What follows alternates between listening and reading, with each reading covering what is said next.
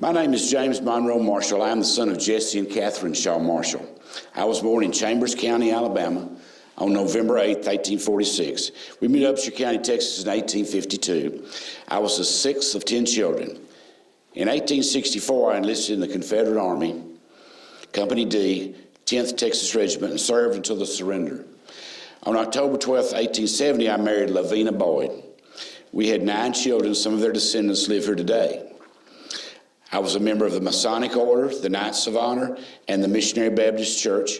In 1876, I was elected county clerk of Upshur County and served 2 terms. Now I'd like to talk a little about how life was in the early years of this county.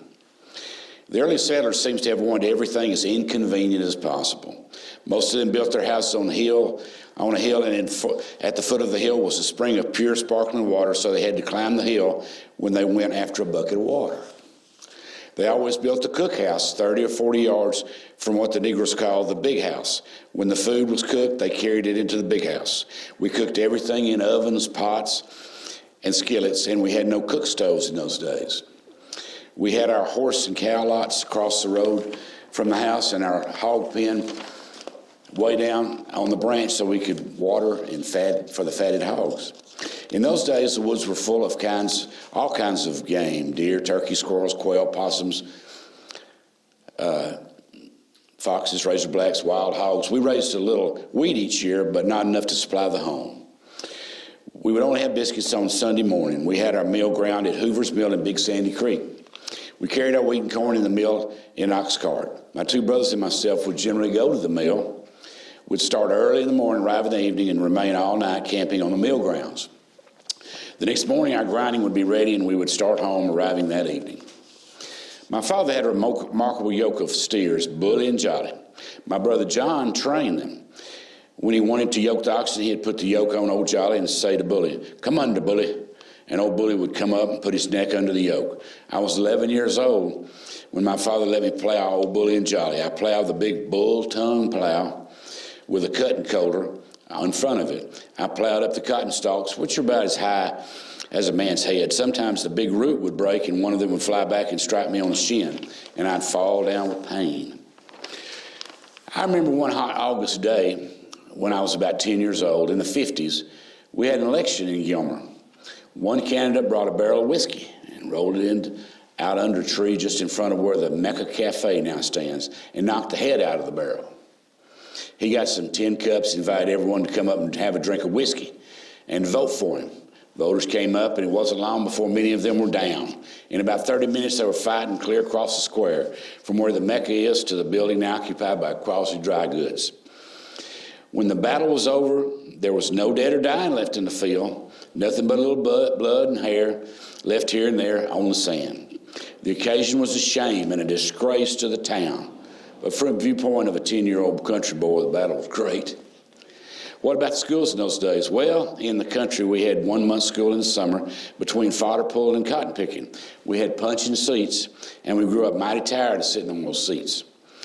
What about Christmas? Well, we had Christmas all right, but in the country, we didn't know about Santa Claus. We had never heard of him. We didn't expect any presents, and we weren't disappointed. We had no Sunday school, and only occasionally we had a preaching in some vacant house. We had a nice swimming hole on Sugar Creek with the shades all around. It was deep in places. We had no bathing suits. In fact, we didn't know there was such a thing as a bathing suit.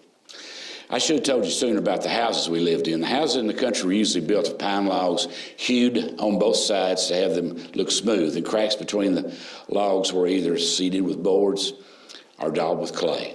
Very few houses had windows in them, and only windows with wooden shutters. The houses were not sealed overhead, and it was fine on rainy nights to lie in the bed and hear the rain pattering on the roof. It was fine sleeping with the noise of the rain to lure us into slumberland.